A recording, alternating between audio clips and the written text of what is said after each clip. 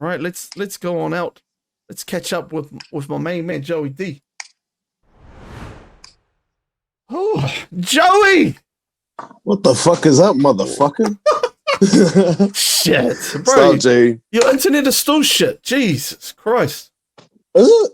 Kind of, but it's all good. Sorry, dude. It's Sorry, all good. G. I Where think you I'm been, on, brother? but always good, always scucks. Had a pretty hectic weekend. Got on it with all my cousins, and then got in a rumble, had a threesome, went to church, and then three very ridiculous things that you wouldn't expect from me. Happy Halloween. Fucking hell. Trick or treat. No, it's actually still, bro. Honestly, at this point, Who knows, I don't bro? even know how to make my internet good. So That's all right, bro. We're here for the experiment. Okay. Anyway, bro, what an introduction. That's how you come in, bro. What up, motherfucker? Yeah, what the fuck is up, bitch? Yo, damn straight. Fuck you. Bro, last time we've talked, bro, last time we had you on the potty, bro, so much has fucking moved on from there. Yeah, I know. A lot's kind of happened. When was the last time we It was probably about 2 weeks before. Oh no, it would have been like a month before. Oh no, about 2 weeks before you announced the Sky City show. True. So had I already started like going on tour in there? Yeah, you just came back from the thing tour, the crowd work tour. Yeah. Because that's right. Because I took like a little break and then did Sky City. Yeah, fuck. It's been hectic. Hey, like I don't even really know what's been happening, but I mean took like a good little break off in between just to kind of sort my shit out. But yeah, I don't even know. Let's talk about Sky City, bro, for a second, G. That shit was crazy, bro. Yeah, you came on the first night, eh? I did. And I was like, you've been there, brother.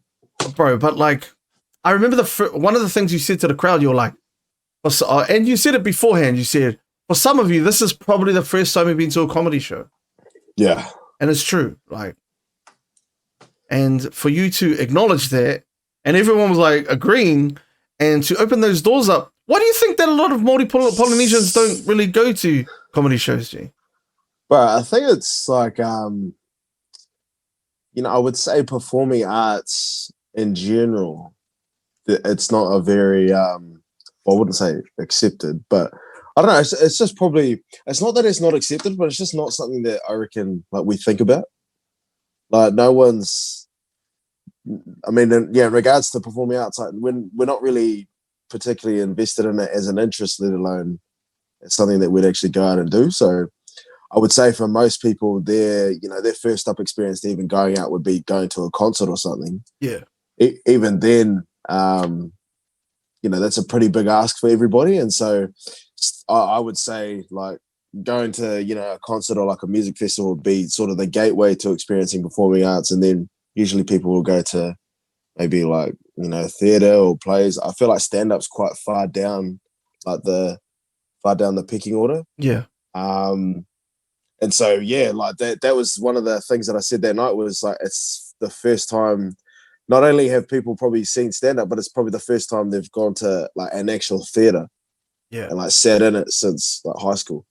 So it's always funny performing to people that haven't been before. And obviously it was that crowd, and yeah, fuck, it was just buzzy, bro. It's probably, I never really sat down to think about like how it went and what I thought about it, but whenever I do, it's kind of freaky to think about. Yeah, and I mean, I was very lucky to be backstage, and I'm very thankful for you to give me that opportunity. Of course, brother. Bro, but I sat there, and I just thought to myself, bro, this is like a huge thing. For you, yes, but just for like Polynesian Māori like comedians and just people in the crowd that have never, like, this is their first experience, and you're cracking it for them. It's awesome, bro. Yeah, cheers, bro. I appreciate it. It, bro. What did you think of the night? Because it was but for me it was overwhelming as. Oh, bro, I remember, bro, I was on the other side of the entrance, bro, and I was just sitting there, and then I saw you pacing up and down, G. And you were like, yo, Timmy, are you good, G? And I was like, bro, don't worry about me, bro. You good. And you're like, yeah, bro, I'm fucking ons. And I was like, yo, fuck. Here we go. I was just happy for you, bro, to be honest. Like, yeah, yo. it was a freaky. It was such a freaky thing because, like, you know, there was obviously hella people backstage. There was like camera crews and shit, photographers, and bro, like on the first night, I'll be straight up, I'll be dead honest. I was so fucking mud, and like I'm not like for my own standards, and like, I was so shit. But I look back at, but I mean, it's not something I'm embarrassed about. Like, that's why I talk about it the way I do. But it was just such like it was a hectic night. There was just all these, I can't even put it to words now. Like to think there was 700 people, 700 plus, and then the after party as well. It was just, it was such a full on thing that, it was just crazy. You kind of feel, you kind of go between feeling like the man and then sort of, you then get the weight of all those people being there and you're like, fuck, I hope I don't like disappoint them or anything. And it's like a massive back and forth between that, just every single second over that whole period. Yeah.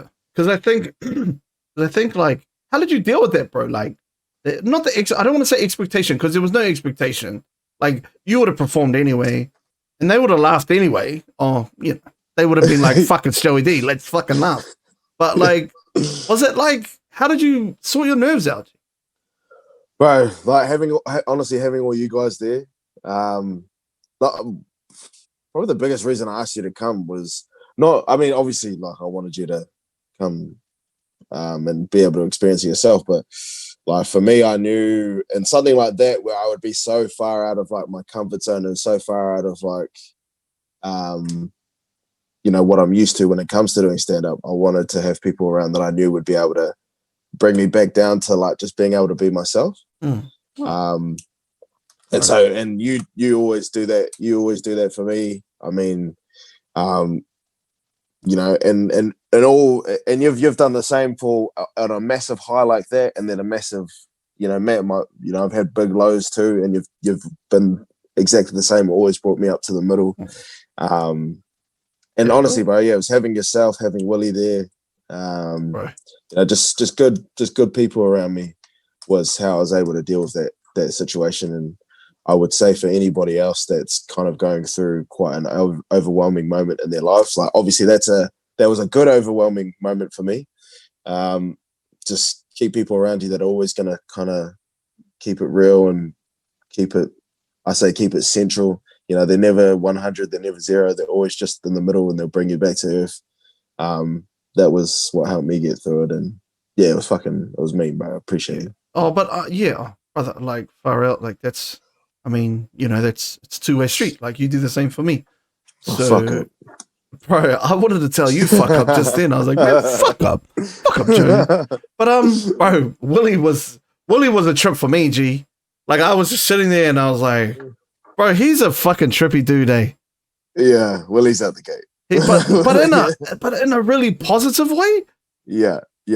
But to the point where it's almost annoying.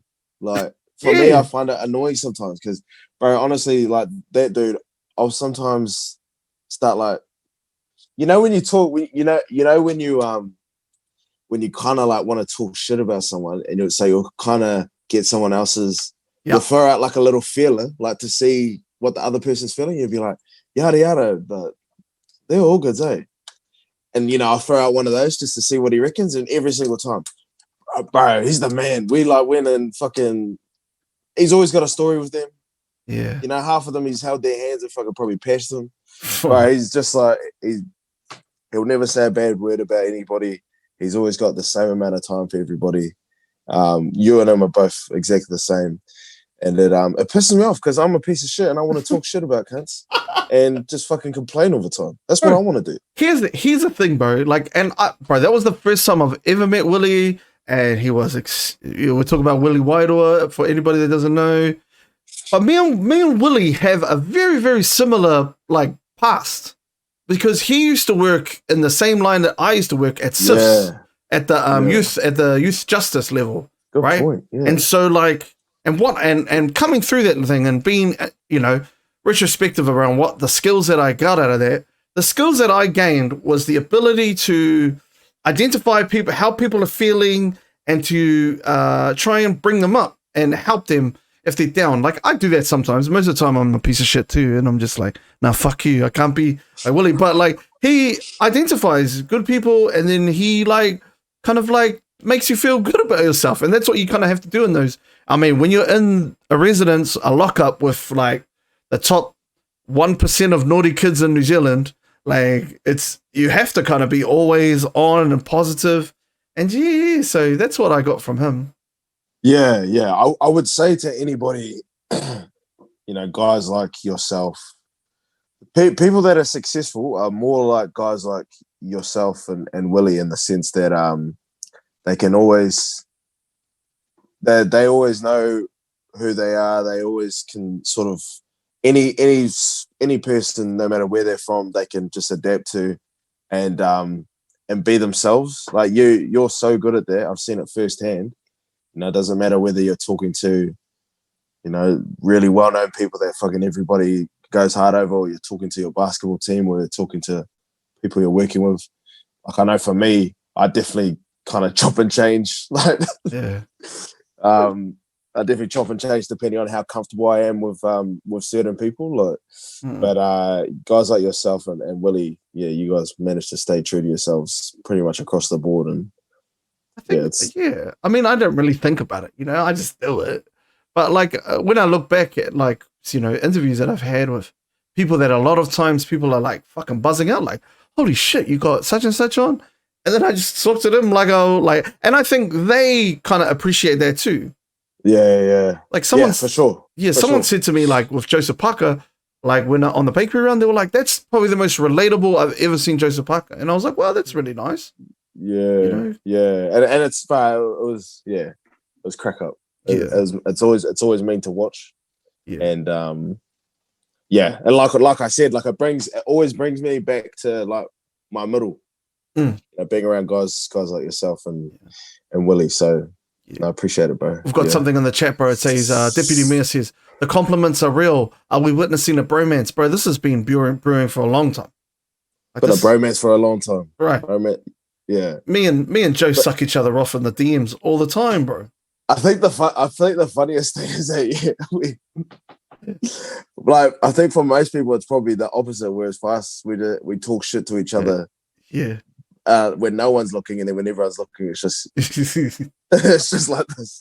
Bro, when I'm in the chicken, G, and you throw the fucking heartiest mocks at me, G. Yeah. And I'm just sitting there like, because you gotta wait for your time to talk. And then by the time it's my turn, I'm like, fuck, Joe's gone. Joe's logged out. Shit, he's not gonna hear any of this, so fuck. Next. Yeah, shout out to the chicken boys. It's I mean, fuck, I probably can't go into too many details, but dude, we always talk about the night, because all the chicken boys. So for anybody that's watching, the chicken is just this it's like a podcast that a bunch of boys from Wellies, including myself, and then Timmy's like probably, I think you're probably the only non-Wellingtonian. Yeah. In there, eh? Oh no, me and Regan. All and Terrell. Oh yeah, Riggs. So just the norms. Yeah, and it's hosted by Mose, Beast Mose, Councillor Mose Gallo. But fuck, it's a crack. It's just a bunch of fucking idiots just talking shit. And they came to. Did I tell you about when they came to my Wellington show? I might have talked about this last time. Oh, bro, let's just go in again. They fucking bring this up all the time, bro. Like, because on the and Lexo too. Lexo is and Lexo, yeah. But bro, Lexo. Every time, because we do the chicken, it's only an hour. And then after it, the fucking pre-show, or the post-show is like 3 hours, where everyone just talks shit. But they always bring up that night, and they always bring up Terrell and the strippers, G. Oh my god. And they always bring up tricks. They bring that up. They bring up tricks and Regan getting lost at a gang pad. And then and then they bring everything that goes on up. It's like, what the fuck? For anybody that doesn't know, Justin Orms is gang affiliated now. He's got a signet ring. The only thing he doesn't have is a bike. He doesn't have his license yet, so he's He's just riding the bicycle for now. But he's got the signet ring and the patch. Yeah, and he's put on the block. He's had it in the ass a few times. But I don't. You know what the funniest thing is? It's like people do not realize how out the gate Trex in real life is. Yeah. Bro, I didn't even know. I didn't know either. And then he goes, bro, when I had him on the podcast, it was fucking mean. And then he goes, bro, when you're down in Welly, G, that's us, bro. And I was like, nah, G, that's not us. I was like, actually, it's not, G. I don't. Yeah, Trix has been one of my best mates for years, and because most people don't know about me, like I'm actually quite. I don't know if "square's" the right word, but I'm pretty like. I'm pretty fucking boring. Like I don't really drink too much. I don't really I don't do drugs or anything. Not that Trix does, but anyways, probably just leave that there. It's my birthday. Fucking how are those All Blacks? Did you see anyone watch the All Blacks? I'm getting a call on my Apple Watch. Oh, bro, bro, that dude can fucking hone it down though. G, like straight up, that dude can drink. Hey, I've heard. Yeah, but I've never been able to, because I'm not a good drinker at all. Like at all. I think yeah, I think someone asked me if I went to the Mosaic Halloween party. I got too drunk and I tripped over and fell into the dance floor. Oh, fuck. But coming back to that Sky City thing, bro. Like afterwards, bro. No, fuck, we do that all the time, G. That's just how it is, you know. We went from that, then we went to Willie, then we went to Trix, then we went to all over the show, all over the show. Hey, if you're listening to this, just fucking deal with it. Shit. Yeah, sorry. But like, bro, fuck, that would have been because you were the youngest New Zealand comedian or just comedian in general? Yeah, youngest comedian. Just to sell that place out, eh? Yeah, and then it's crazy, bro. There's only probably one or two locals that have sold out. I think maybe just one, Ursula. Yeah. So no, it was real. Yeah, it was quite an overwhelming period. Yeah, because for me, I've never been particularly special in anything I've done. Like to the point where I've got a recognition for it. I was all good at maths, all good at passing, but like no one's going to put that in the newspaper. Well, fuck, depends on what newspaper you fucking. Yeah, depends on. It depends if it's Wainui or fucking. Wainui. Depends on your passion too, but yeah, that's true, brother. There might be headlines soon. That's probably not a good thing to say. But I think, but like the other thing is like, because being that, bro, like getting that achievement and having that on you, because I heard that like fucking even some international people like Aziz Ansari comes over and then he didn't sell that shit out. Like, yeah, that's crazy. Yeah. So Aziz Ansari didn't sell it out. This Fred Armisen from Saturday Night Live didn't sell it out. And I think my only regret from the whole period is not doing a third night, because I think that like definitely could have done a third night. And I think by night 3 I would have been like really settled. That's probably my only regret from the whole thing. But I mean, to sell out one is hectic, and then for that second one, it was no, fuck. Every time I think back to it, bro, it's crazy to think of it. It's almost surreal. But it's just mean that you were there, bro. Is there anything you would if you had to do that all over again? Apart from doing the third night, is there anything else that you would have fixed up, bro? I think I would do a third night and probably distractions is a bad word, but probably like cut out all the distractions. So with me, bro, that one of my big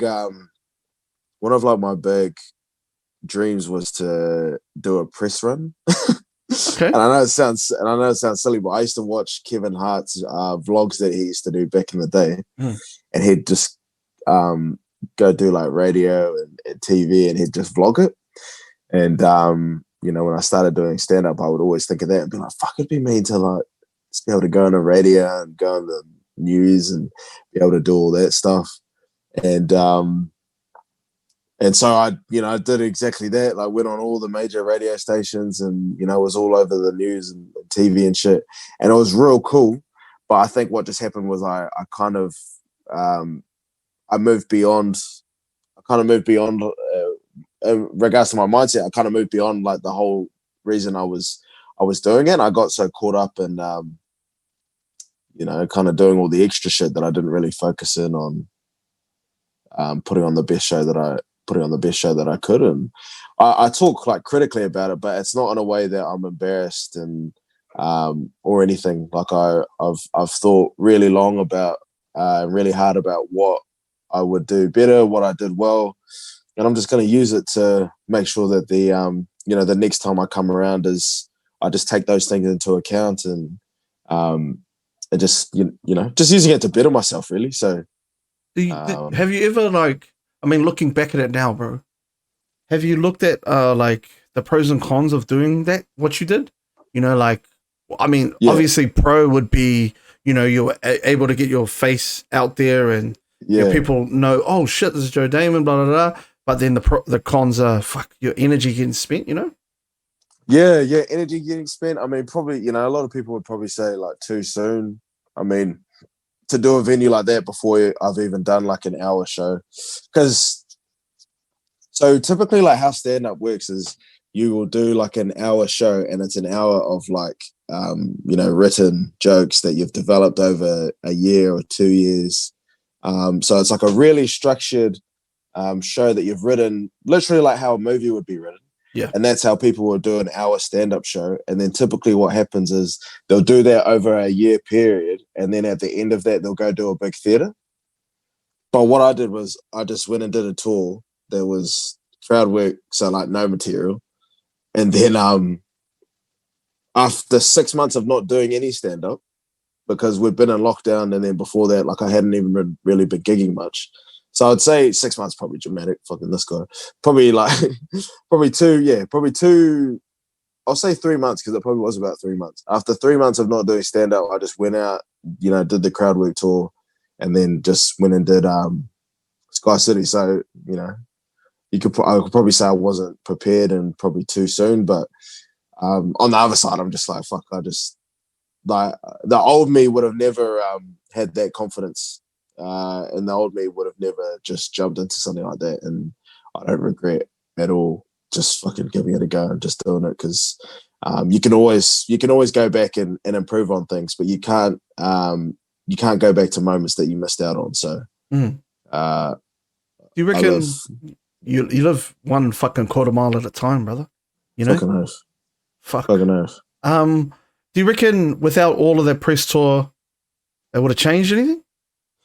Probably not too much. Probably just an excuse I used to be honest. I'm a fucking idiot. So just to get just cling to whatever seems like makes sense. But nah, if I'm honest, if I spent probably more time just coming up with like what I wanted to talk about and just reworking my material, if I spent more time probably doing that, I think I would have done a little bit of a better job. But I mean, to be honest, I think at the end of the day, I did, what I really wanted to do, which was just make it happen and prove to myself that I can do it. And then this is just the start of my career. So I mean, fuck, what a way to start, Yeah. And so I'm not too caught up on it not being exactly perfect and to the T in every way that I ever dreamed. I'll be trying to live out my dreams for the rest of my career, for the rest of my life. So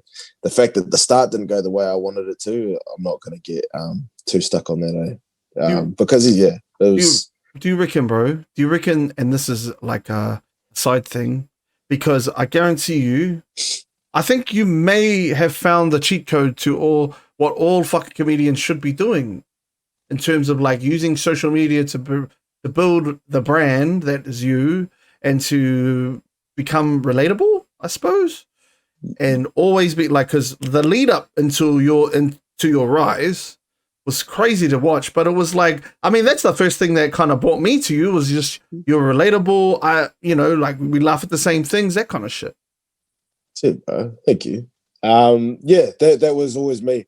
I think like one thing, bro, because most people don't know, we probably didn't really talk about it last time, but like my parents, they really fucking hate like what I do. So They really fucking hate it, and to the point where, like, we probably don't have the closest relationship because of it. But what I always told them was, like, it's important for me to be myself, flawed and all, stupid, ignorant opinions and all, because I don't want people to be shocked when I make a mistake or when I say something dumb as fuck. Because if you're with me 24 hours of the day, I say more dumb shit than I say smart shit. So that Shut was up. my. Shut up, you dick. I actually am pretty smart, but Yeah, I know. You fucking but egg. but you know what I mean, bro. Like, I think most of us feel like we have to put out the what we think is the perfect, what we think people would see as the perfect view of ourselves, which we may be 5 minutes in a 24-hour day.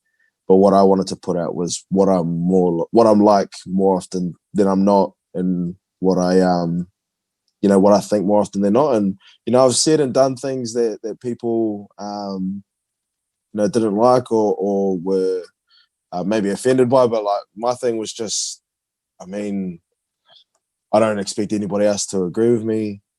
This is just me based on my experiences.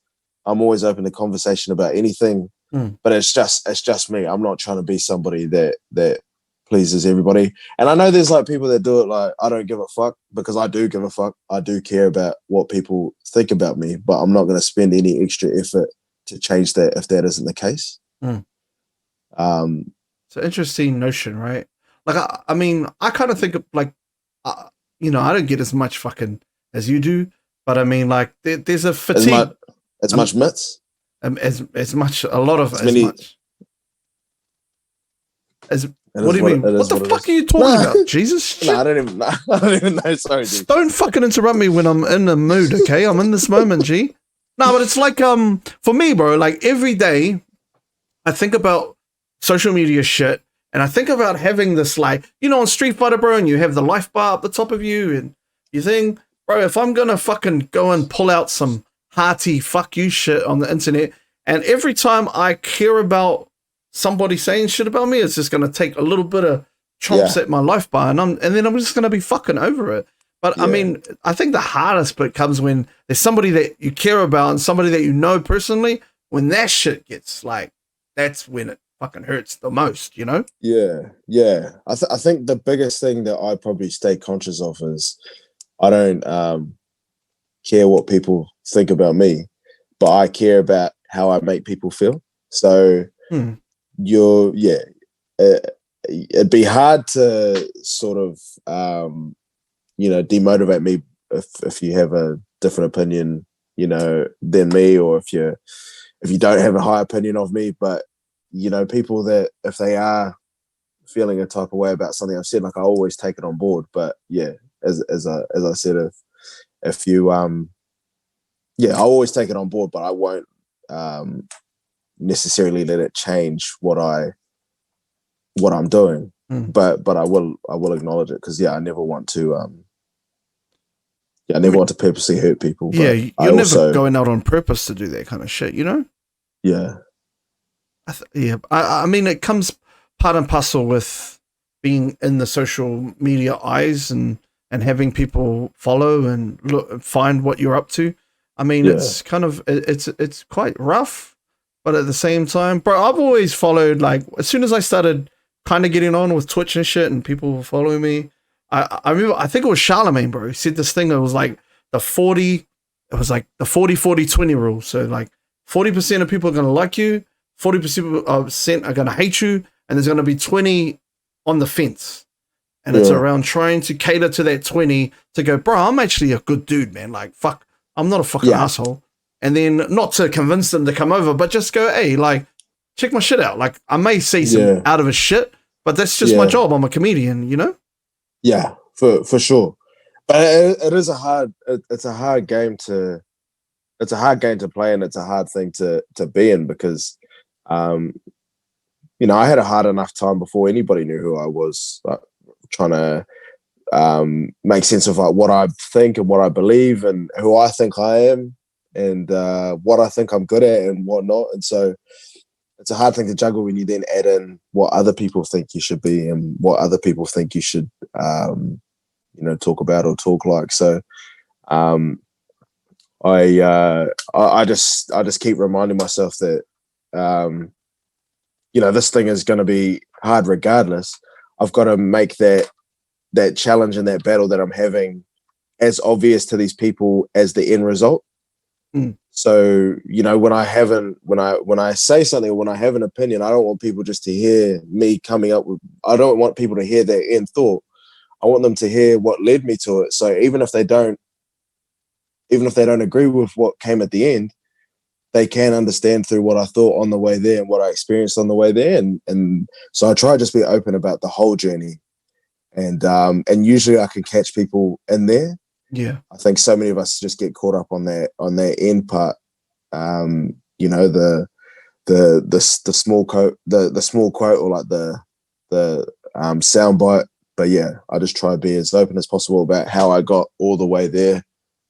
And usually people can understand at least some part. I think it's no secret though. I mean, your the algorithm, I suppose, has been written before. It's Kevin Hart did the same thing. Be personable online. Make sure that people are seeing what you're up to. Be funny.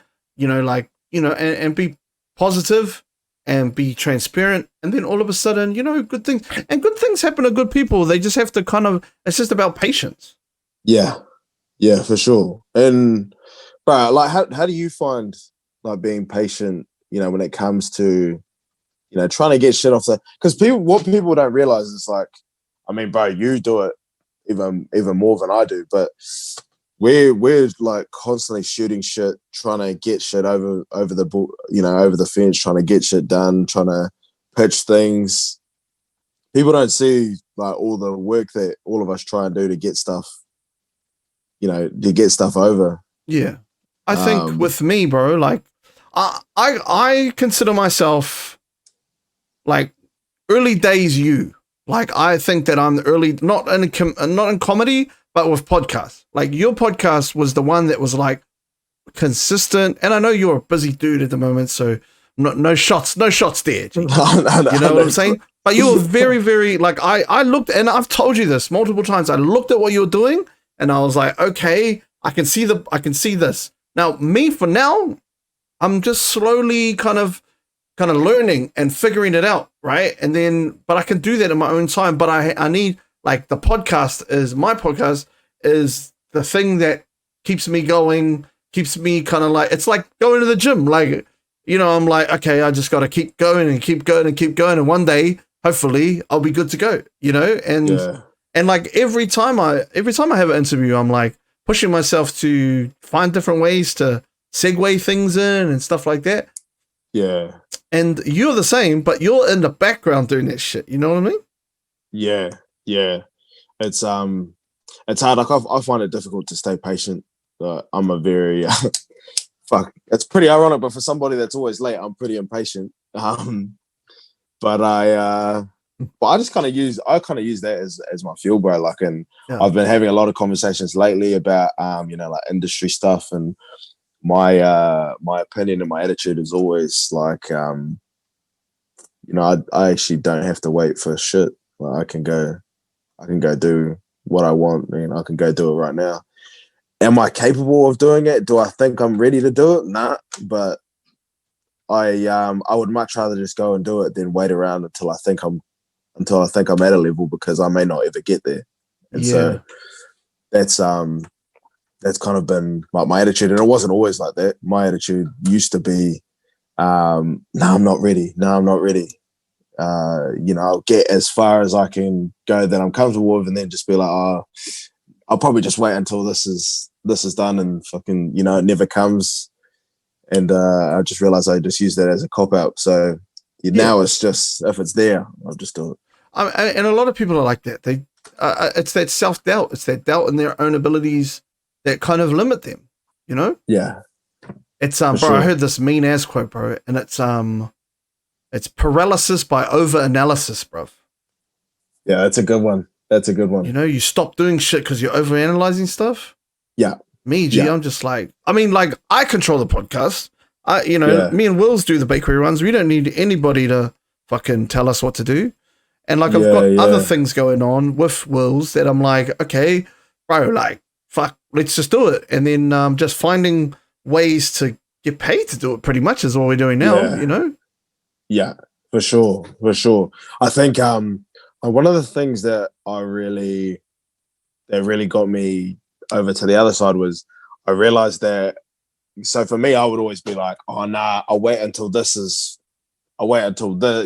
thing is maybe like, I'll try to think of a specific example. So maybe I might have an idea of something I might go do and somebody else is already doing it. And then I'll be like, oh no, I can't do it. But what I then realized was there's always going to be somebody doing pretty much exactly the same. Yeah. There's always going to be somebody coming along and doing something. It's like probably a better analogy would be the All Blacks. You can be Severis, the best winger in the world, and then fucking Caleb Clark comes in. Severis was the best winger in the world last year.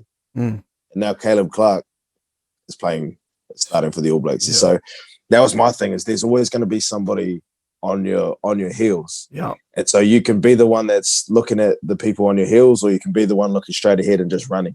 And they may pass you, but if you just keep running, fuck, you might be able to find another field. You might be able to find another track that like looks even better. Bro, that happened to me, bro. Like, I'm a perfect example of that. I was on Twitch playing video games and like fucking like I was doing great. I was running my race, going at it, and then I just go, fuck, this is getting boring, G. Like, it's not that it's getting boring. It was just like, fuck, I'm not making any waves here.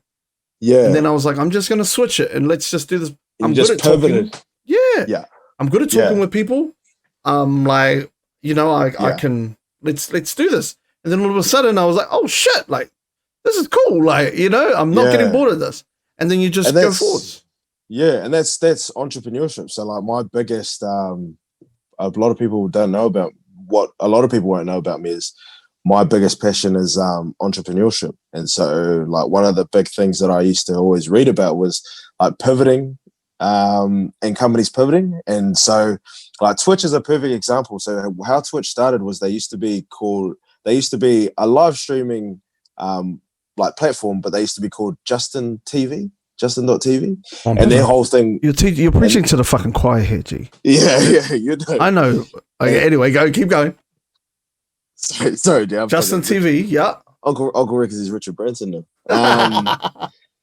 But I remember this, but it used to be all about like live streaming, and most people it was just about like live streaming talking, like live streaming, like just literally just sitting there and just talking to their screen. And I used to watch live streams, but I used to be real into jerking. Do you remember jerking? Yeah, I do, bro. The fucking dance move? I do, bro. Can you give us a bit of a get up? I'll jerk. Yeah. Oh. So I'm like, fuck, are we talking about the same jerking, right? Sure. But yeah, like there used to be jerk crews back in the day, they were like dance crews, and they used to go on Justin TV and like just talk and answer questions and shit. So it was mean as Justin TV was cool. But then how Justin TV pivoted and then became the billion-dollar company that they are was, through rebranding and through a small sort of redirection of their audience, they became Twitch, which is, we all know it as this massive as gaming platform. Mm-hmm. And so it's effectively it's still the exact same website, the exact same operations. They just pivoted and changed their direction a little bit, and it's completely revolutionized an entire industry. So like with me, I'm probably in the literally in the middle of trying to figure out a pivot. Like I'm still going to be doing exactly what people know me for, but just trying to figure out sort of a new way to do it. Because not that I don't like what I do, but I feel like I'm starting to box myself into something, and I know there's other ways I can be doing it. So I don't really know why I started talking about the pivoting shit, but yeah, I think that's a cool story for you, anyways. But it's that realization that you need to pivot, Yeah, and having that conversation with yourself to go, listen, this shit ain't working, G. Like we gotta come up with a different game plan here. I don't think we Yeah, can fucking run like this again. Like let's try and change it up.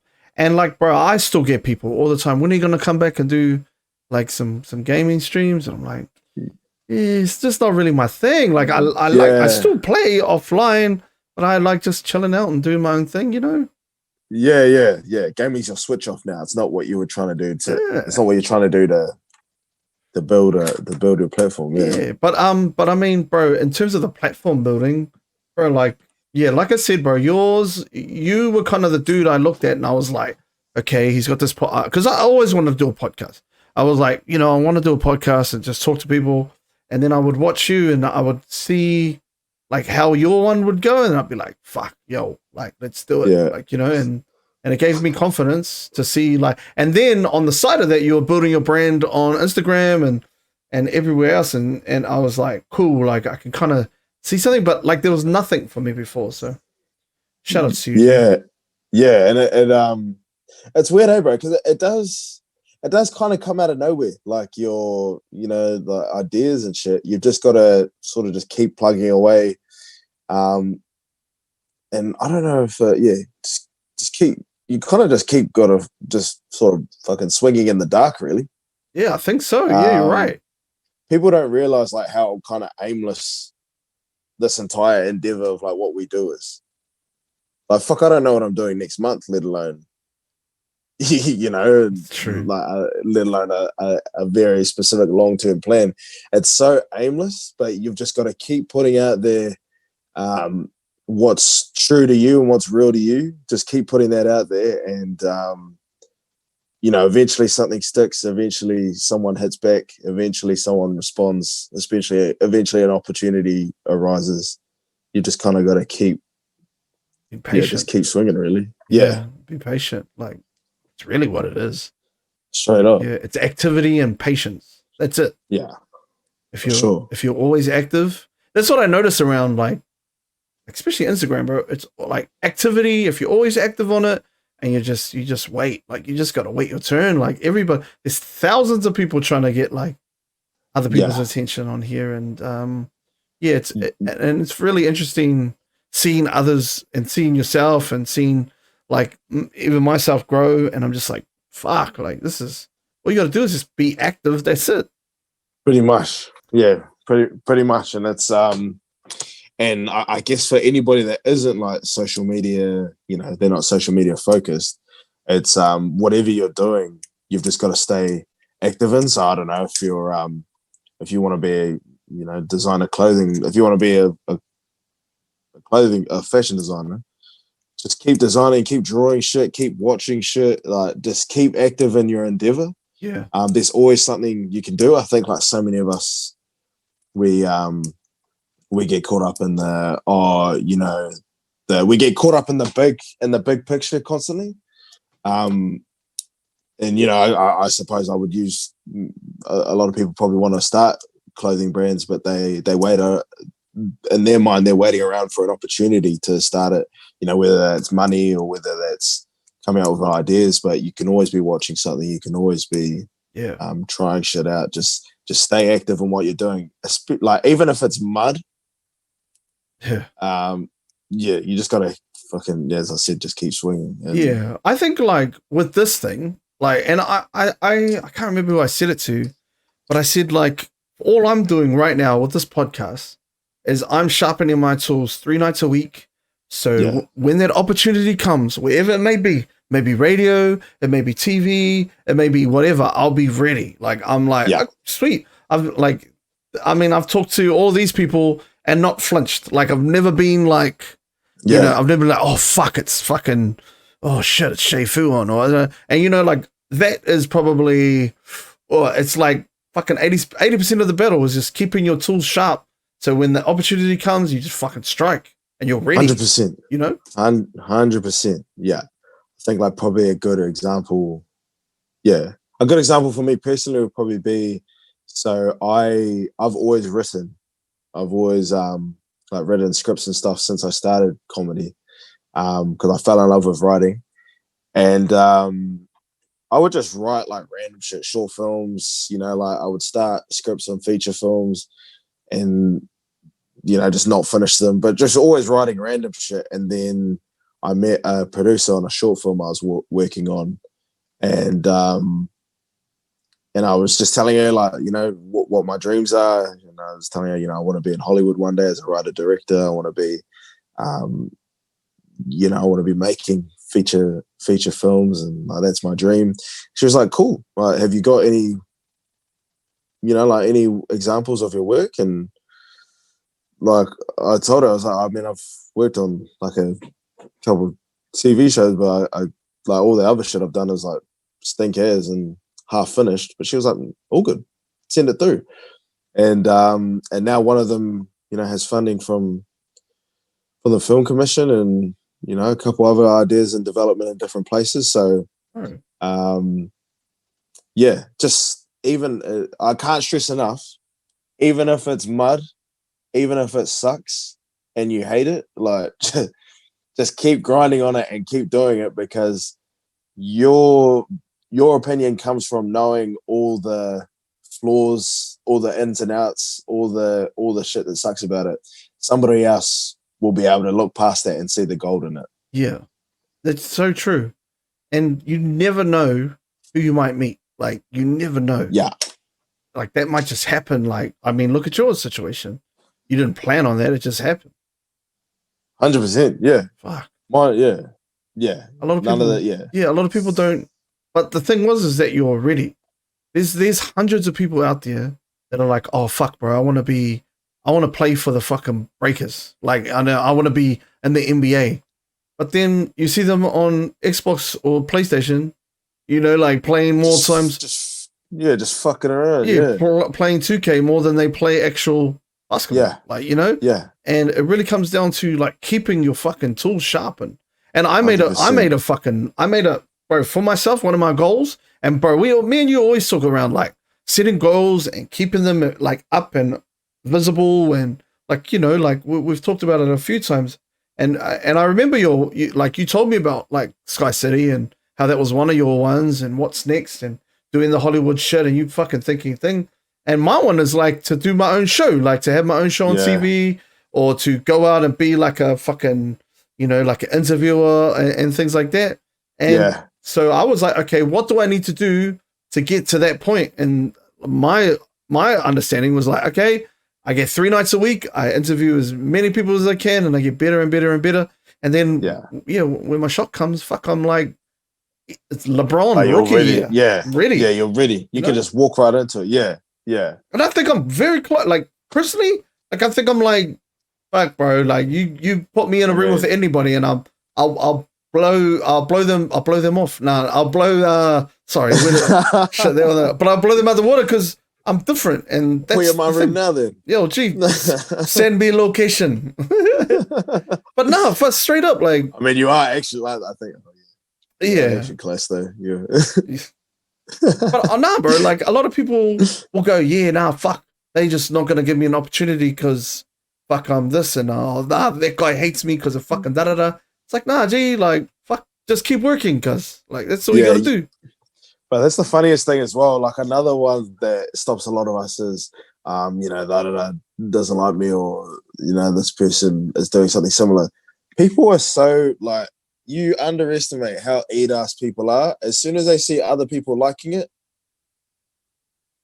I've seen whole people change their personalities in the space of a week, just depending on how well something's gone for something I'm doing. And like, yeah, that's another thing. Don't underestimate how eat-ass and how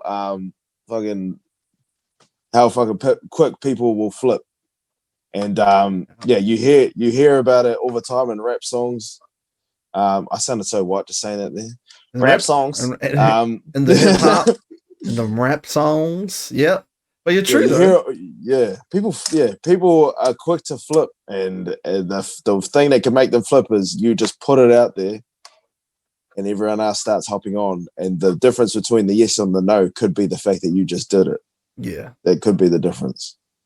Yeah, I mean, bro, here's a funny one, bro. G, like, so, the Joseph Parker fucking episode came out, and But like, I've never had more people, and it was my birthday like 2 days after that. I've never Yeah. had more people wish me fucking happy birthday. People I haven't seen, like a lot of people, like I put that on my Facebook. I don't normally put that shit on my Facebook, but It I was was like, literally the same day last year. Like, what were yeah. you guys up to this time last year? I'm like, fuck, everybody wants to wish me happy birthday now. Shit. And then, and all I did was eat a pie with fucking Jason Parker and got it filmed. Like, and started cracking fucking jokes around how he lost. People fake as fuck, bro. And Yeah. it's hard. Like some people just switch it up, like. Yeah. And the other one is when you tell, like another one that I've figured out too. Geez, when you tell them no, or when you tell them like, sorry, bro, I can't do that. That's when I reckon you figure it out, like if someone's a fake cunt or not. Like if yeah, because I remember I've said multiple times, like 100%. someone's like, oh, bro, can I get such and such? Sorry, bro, can't do it. Then all of a sudden, man, fuck this dude, man. Shit. Like, you know? Bro, hard out. But a funny one for me is cousins will like want to catch up for coffee or something. Or, they'll want to catch up for a beer. And then the second they get an inkling, or I just straight up tell them no. But I'll go, but still keen to catch up for a beer, bro. And now it's, nah, I'm busy. Nah, I don't drink beer anymore. Uh-huh. It's like, fuck up. It's not even dry July, cuz. September. Fuck. Yeah. But yeah, it's funny, eh? Yeah, it is weird. People are funny. People are funny. But any chicks that switched up and said they were keen afterwards, I was just like, oh, fuck. What's your Eddie? My room number is that. Oh, shit. Hey, bro, that room in the Sky City must have been bumping. Geez, shit. Oh, shit. Bro, this is the funniest thing. My cousin and one of my good mates from home, they slept over the whole weekend. At Sky City? Yeah, and so fucking the biggest, one of the biggest weekends of my life, and my cousin's like, gee, I don't actually have a place to crash. I need to sleep in your bed. But I slept on the couch after my second show. Fuck. I slept on the couch. My cousin and my mate were on the bed. Yeah, I couldn't have gone to that after party. Gee, I'm too old for that shit. Sorry, G. It was hectic. You were looking at me like, where are you coming? I was like, sorry, cuz. You did scoot off along the wall, and just got out of there. That's exactly what I fucking did. I was like, sorry, brother. And Willie was like, Jay, come on, bro. And I was like, nah, bro. I gotta go home. I got work tomorrow. Shit. Oh, shit, brother. Nah, that was a mean night. Bro, do you reckon like social media, like the links between our society now and mental health, and how it's kind of like the contributing factors towards mental health, bro? Fucking social media has a huge part to play in there, bro. Yeah, for sure, 100%. I mean, did you watch The Social Dilemma on Netflix? Bro, I've had heaps of people tell me not to watch it, so I haven't watched it. Yeah, it's pretty confronting. I mean, The Social Dilemma more focuses on the tech industry as a whole, and how the technology itself is designed to, it's designed to keep you on there. It's designed to, it's basically built to make us depressed, is like the whole point they're trying to make. Because it's designed to keep you on there. It's designed to keep you, wanting more. It's designed to keep you scrolling. And so I guess there's like the technological aspect that The Social Dilemma addressed, of like how it's engineered. But I think then socially, it is extremely, you see it firsthand, it's extremely toxic in the sense that people's like value and what they believe is important is entirely based on like, how social media perceives it. Yep. And whether that's themselves, whether that's something they're doing, it's their entire like real world view of themselves only comes from what social media tells them. And so I think that's probably the biggest that's probably the biggest thing that we see is, you'll see people put stuff out there, and then because it only got a couple likes, or because no one hopped on it after a week, they just sort of give it up, or don't do it. Or they feel they're less capable of doing stuff because it didn't get a response that they were expecting. So yeah, I just saw Steph. Yeah, social dilemma is good to watch if you're interested in the design aspect. Yeah, it's more the technological, but yeah, in regards to social media, like socially, I think because of all that, it really does fuck us up mentally, and that's the whole reason anxiety's gone up, suicides have gone up. I would say, Yeah. Is all tied into that for sure. I think right now more than ever, like especially in New Zealand, bro, like it's just yeah. I mean, but there's a lot of people out there that have been talking around um the cancel culture type thing, Oh fuck, bro. Like yeah, fuck, but let's talk about this. let's just do it.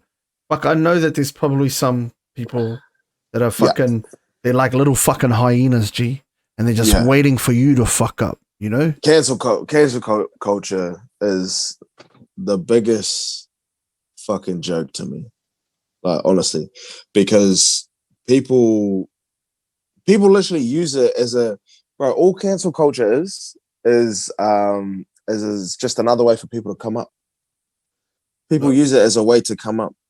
That's true. By yeah, it's Yeah. just the ways I've seen it be used. And don't don't take this as me commenting on any particular No, not at all. like recent any recent things, but just in general, I've seen the effects of cancel culture and how people respond to it, and how people behave on it. And the reason I've seen, the reason I've seen how empty it is because people will literally use something to get their own voice out there and to build themselves up. But then as soon as maybe something of their own comes into question, they're not as quick to also be as vocal or be as strong on their point. Yeah. Which is the whole reason why, like, you'll never see me be, super outright on any subject, because, like, for me personally, and how I think, I'm open to all thoughts. I'm open to all avenues. As I said before, I'll talk about my journey to figuring it out, and I'll be open about that.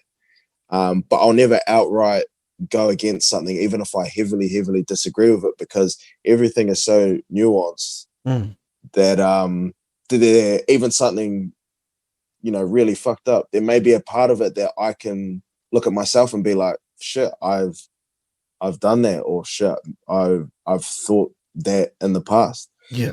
And but what some people do is they just hop onto the very first thing that they can come against, and they use that as a way to get themselves out there. And then you put them in the exact same position as the person they're calling out, and they'll quickly, they're nowhere near as sure of themselves as they were when they were calling someone else out.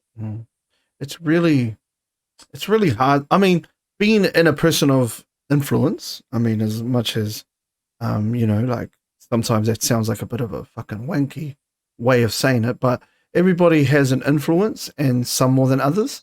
But being on that, teetering on that line between just being like, hey, that's pretty fucked up what you did, to yo, fuck, cancel this cunt, like get rid of him, like fuck, is very, very like, yeah. And then I think the hardest thing to see is when you know that that person fucked up, and and they know that they fucked up, and they say, listen, I fucked up, my bad. Yeah. I'll do whatever I have to do to fix this up, and then we're good. Like in the real world, that's what prison is. Like, you fuck up, you go to prison, you do your bid, you come out. Yeah. Whatever person you are when you come out, that's completely up to you. And then fuck, it's not easy to move on, but it's fucking, like that. But there's people that treat it as if they're fucking like God, Yeah. And I control now. Like it's really hard, man. Yeah.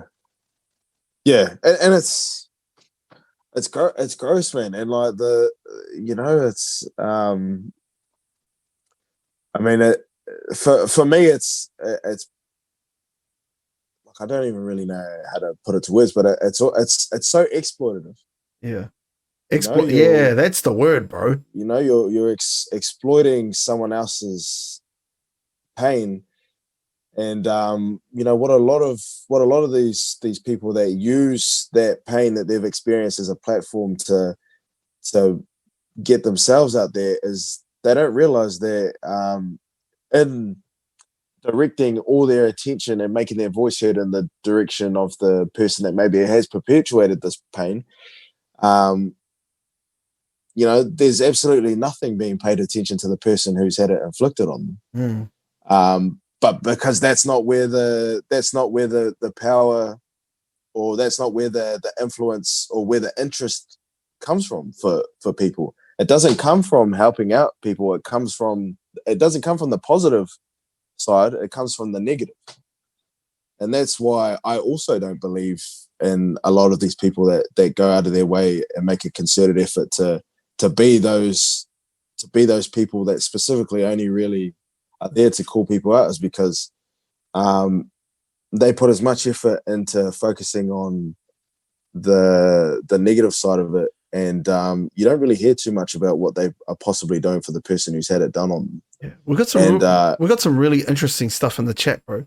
From Tamagotchi, he said, if 80% of communication is non-verbal, I'd rather hear it from you in person, not you, but the person that's been thing. And he said, yeah, we don't have a redemption arc anymore. That's so fucking true, man.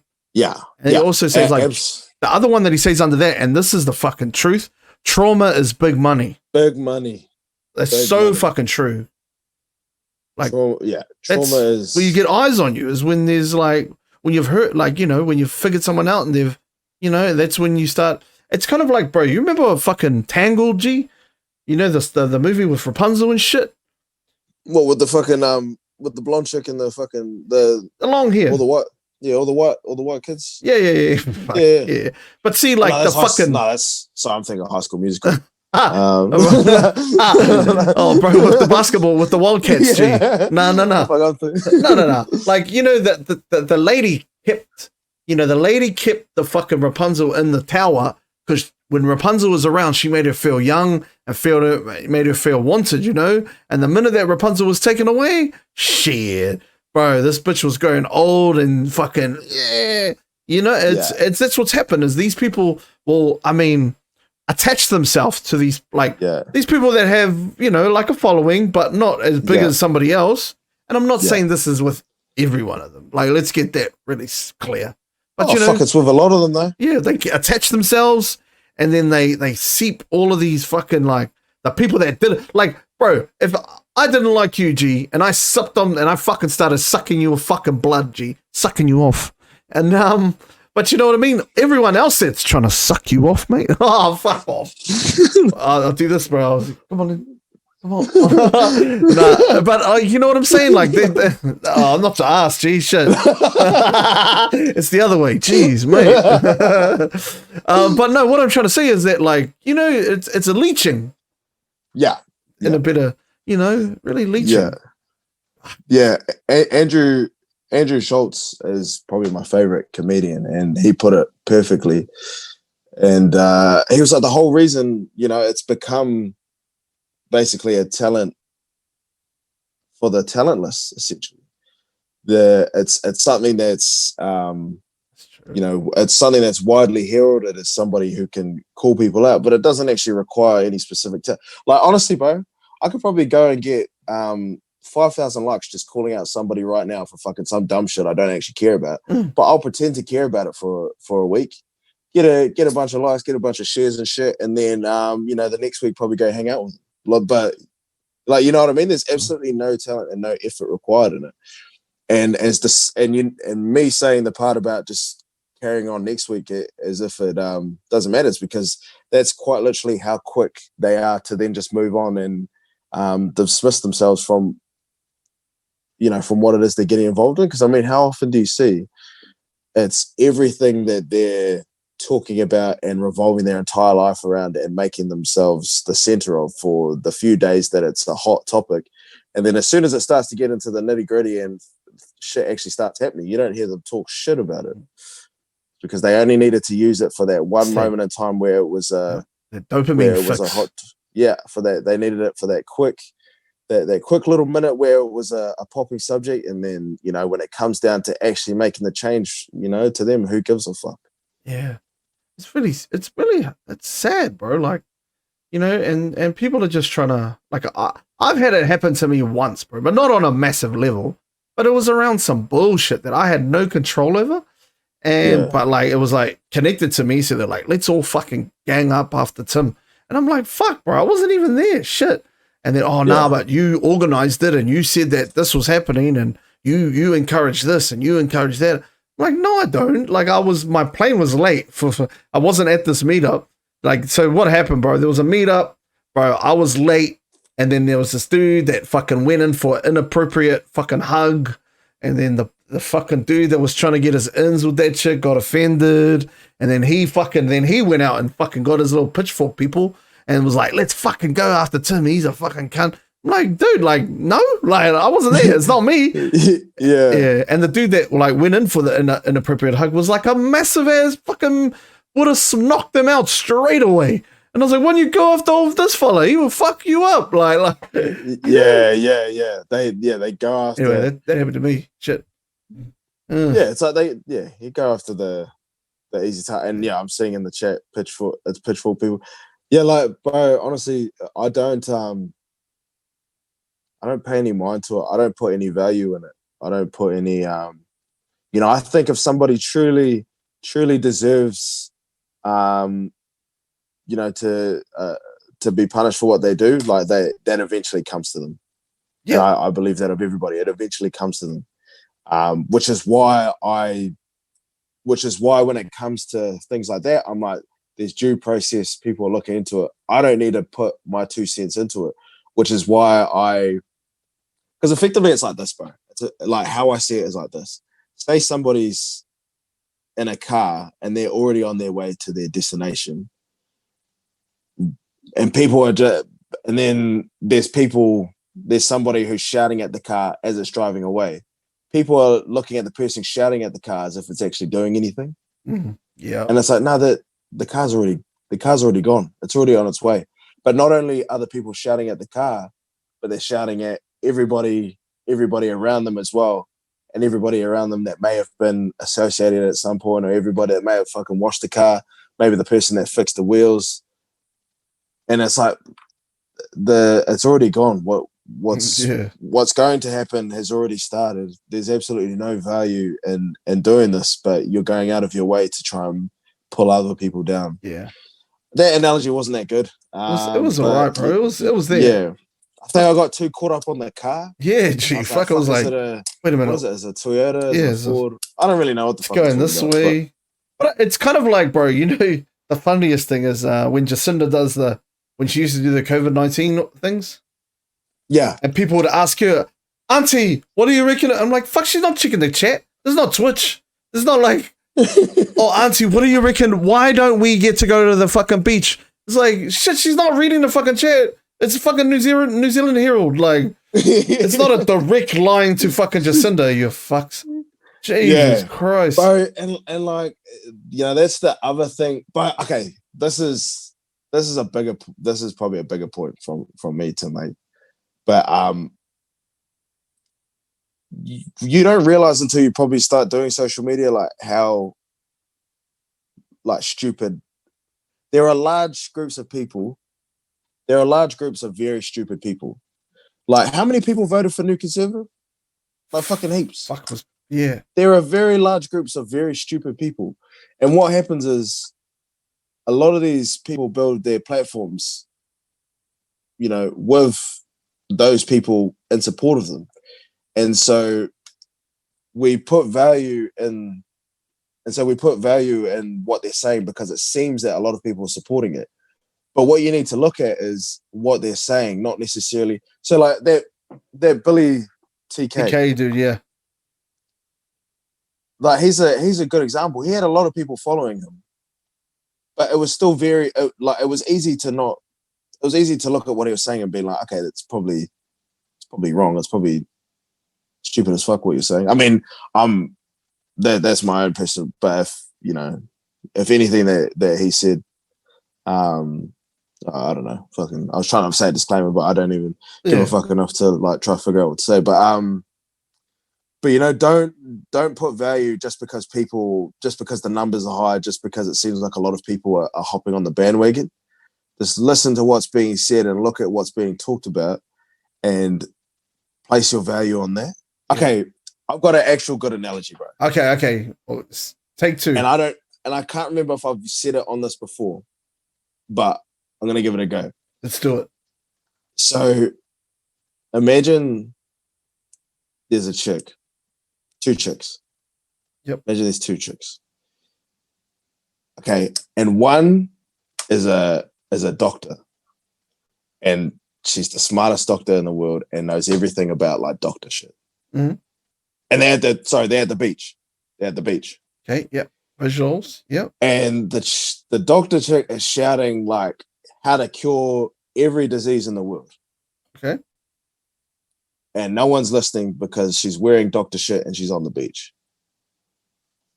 Yep. Go over to just across the other side of the beach. We'll say it's like Takapuna Beach. So it's like pretty long and like the sand's nice as. Okay. And there's another chick. And she's got, you know, a cute little bum. Yep. Big titties. She's wearing a bikini. Yep. And she's preaching about like stupid ways to cure diseases. But everybody's surrounding her, like looking at her. And so now there's a third person who comes in. Okay. And he sees both, or she sees both. And they're both preaching shit, but one has more people around them than the other.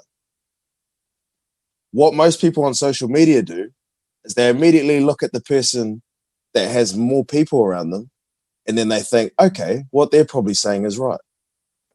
Like that is a good analogy, G. But we don't look at, and we're not looking at the other one in the fucking trench coat or the lab coat on the beach. And you know, anyway, that was a mean ass analogy. That was good. That's perfect. Fucking Billy TK shit. You know. Thanks, Joe. Joe, you've just solved our problems, bro. Thank you, sir. Yes, the third person. Sorry, Bob. The third person is in a bikini, but it's the Borat one, mankini. Oh, shit. But you're right though, bro. Fuck. Fuck. You are right, bro. Like that is social media for you. I mean, you should just look at like anyone's social media following, unless you're funny as fuck, or you know have something different about you, or you're an attractive person. You know, both male or female. You know, fuck. That's where the attention. It's all about the attention. Yeah, and that's and I was starting to get like really stupid about the analogy, and you know I started adding GST and shit. But effectively, like what I was trying to say is, people put value in the message that's being said. They base the value of the message being said on based on how many people are actually paying attention to it. Yeah. And so what I just try to say to people is, it doesn't fucking matter if 3,000 people, you know, are commenting, yeah, bro, you're so right, or yeah, this, yeah, that. Don't fucking look at that. Listen to what's actually being said and pay attention to that, because I think someone said 20,000 people voted for New Conservative. There are 20, you know, there's at least that many people. Advance they did, bro. Yeah, fucking one of those. I don't New Conservative only had 6,000. Yeah. But still, that's a lot for fucking... Yeah, and, you know, there's big groups of people that have very alternative ways of seeing the world. And so we need to stop sort of putting value in the number that's given on social media. Stop giving value to the metrics on social media as to how valuable something should be said, because that's what's happening. To bring it back to the cancel culture thing, is people think just because somebody's, you know, going viral and you know, just because a lot of people are sharing it, they think, oh shit, this must be good, this must be right what they're saying. Mm. Whereas if you actually listen to it, it's actually it's actually horseshit. And even more so, if you were to make it that 5 people were watching it, you would be able to see more flaws because you're not taking into account the numbers that you're looking at that are validating it for you. Yeah. Bro, Anyway, yeah. fuck. Yeah. I mean, bring it back here, G. Like, it's really around who has more fucking following and backing from like certain people, right? Because I mean, Yeah. you could get eyes on you if you have money. Like, you could go, okay, fuck, I'll fucking Facebook advertise, fucking billboards, everything, you know? Yeah. And that's why, you know, and that's why I was like so not surprised, but like happy for like the Greens, Yeah. you know, and Chloe, like, fuck, Yeah. man, she's done an amazing job at just going, yo, I can do this if you give me a shot, and fuck, she did it, you know, without 100%. you know, tens of thousands of dollars like the Labour Party get, Yeah. and the National Party. Yeah. Yeah. No, I mean, close. She's choice. Close the shit. I mean, I'm not a Greens, you know, I'm not a Greens supporter. Like, you know, if Chloe wasn't there, I wouldn't, you know, I wouldn't have any reason to talk about the Greens. Not that I disagree with them, but like, this is me disclaimer saying I'm not a Green supporter. But Chloe, like, is the shit. As a person, bro, you're just like, wow, like what a nice person that's just down to earth, gets it, you know, like fuck, we had her on a potty and oh my gosh, what a just a nice soul, you know? Yeah. It's because I've known Chloe since probably 2014.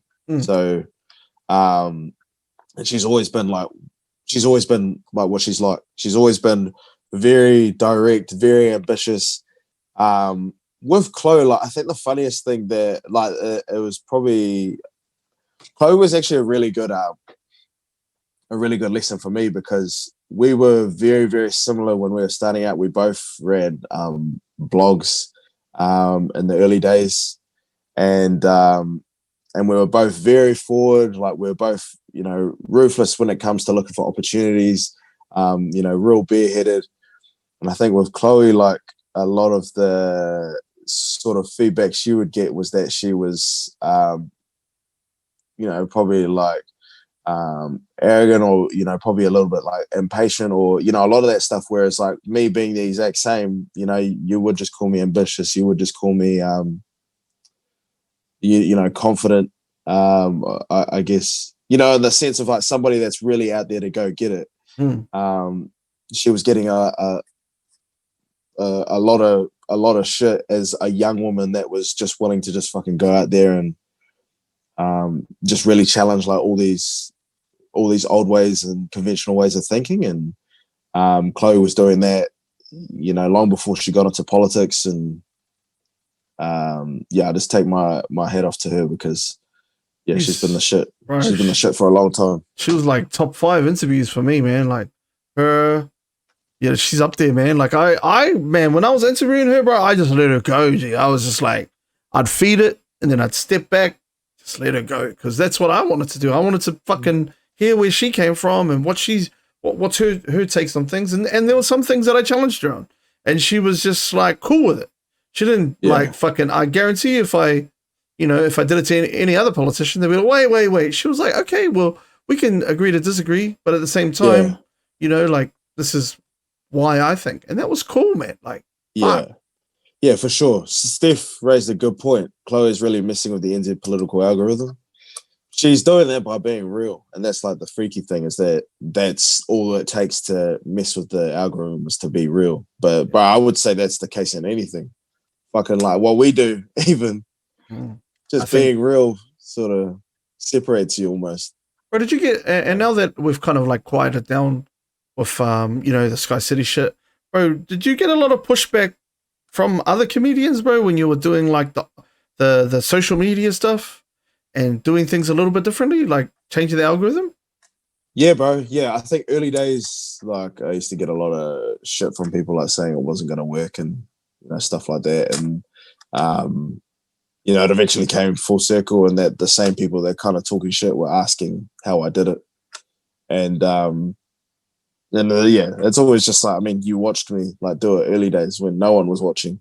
Mm. Um, so yeah, for sure. Like I got a lot of I got a lot of shit from different places from the industry, different people and stuff, and um, it kind of comes full circle. And That's, that's the case with Chloe as well. Like Chloe got so much shit when she started out, even just running for mayor, and now she's the MP for Auckland Central, and and bro, like the same it's people giving her, the yeah, same people that are giving her shit are probably, they probably have to listen to her now. yeah. That's the ultimate like. I mean, that's the ultimate comeback, bro. Is killing people with success, bro. 100%. Like Yeah. you can't like I'm the same, bro. Like I got kind of like I got villainized like for being like a different dude, and then I was just like, well, I'm just gonna keep being me, and then fucking success is gonna kill whatever anybody said about me, and if I just stick to my guns, and that's the same with you, Yeah. bro. You know? Yeah. It's like what we talked about at the start. Like people are so quick. People are so quick to flip, and you don't realize how quick they are to flip. It doesn't actually take a whole lot. So you don't realize like how close your biggest haters are to being your biggest fan. Genuinely, it's fucking it surprises me every single time. Your biggest hater is very, very close to being your biggest fan. And it may just take one more little thing to change that. And so that's why I don't really put too much value in like people that talk shit about me or Mm. that hate on me, because I just keep reminding myself like, shit, well, I might, I might put out this next thing that I'm working on and this person will be asking me for advice. Yeah. So like, I'm not really too worried about them hating me now because they'll probably love me and, It's how sooner or fickle later. so Yeah. fickle people are, sometimes. And but it's hard. Like, I mean, when you get to a point like yourself to try and figure out who is, because you never know, bro. Like, you're just like, but you know the real ones, and you think, but bro, I've had some real ones that have like turned their back on me because it's fucked up. Yeah, happens, bro. Yeah, Yeah, it happens. I mean, yeah, I think the hardest thing, and it's something that I'm literally going through right now. The thing that keeps you going through all of it is, who do you know yourself as? yeah, What do you believe in? What do you want to be? And that's why I've been quiet on social media. That's why I haven't been doing too much stand up. I've just been sort of trying to live my life, and write and kind of figure out like what person I do actually want to be. What man do I actually want people to see? What do I want people to remember me for? And that's what I've taken the time out to sort of figure out, because um, you know having that is the thing that combats all this other shit that comes with it. Is yeah. yeah, who are you? What do you want in life? That beats all the shit that me and Timmy are talking about. Fano It's is that thing right there. it's that internal voice, bro, and that's really what mental health is all about, bro. Is conditioning that internal voice to be like, fuck, bro. No, you're all good, G. Like you're all Yeah, good, yeah. And so that leads me to my next point, bro. Is your mental health event that you're holding, my G. Bro, yeah, what bro. made you wanna like jump in and get involved with this, bro? I mean, fuck, like you know of me, bro. Like I'm the worst at kind of talking about shit. Like as it happens, like I'm pretty good at talking about it, in hindsight and after it's long been past. But I mean, we probably talked a few times while I was in the middle of some pretty deep lows, and um, I probably don't make it obvious that I'm going through it, but I definitely also like don't talk about shit, eh? Mm. You are And pretty. so You are a bit of a fucking hermit when it comes to that shit, G. yeah, You're yeah, and inside your so little, you know. yeah, and that's I would say that's one of my many flaws, but a very big one is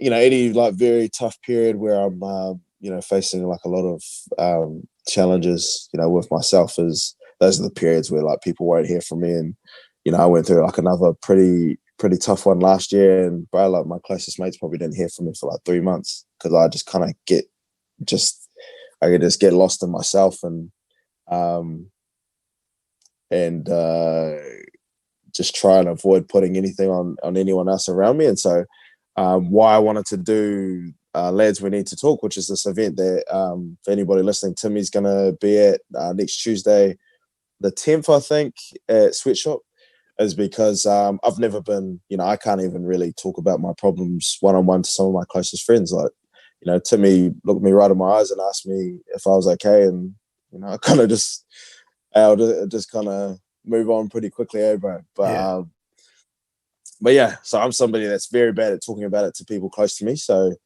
I'm going to use this event as kind of the first opportunity for me to be open about it. And I'm going to be open about shit in a room full of people. And it's not going to be like a massive therapy session for me or anything, but it's just going to be me to kind of sit down and just do what I do, which is talk about things openly and share the stage with a lot of my close friends.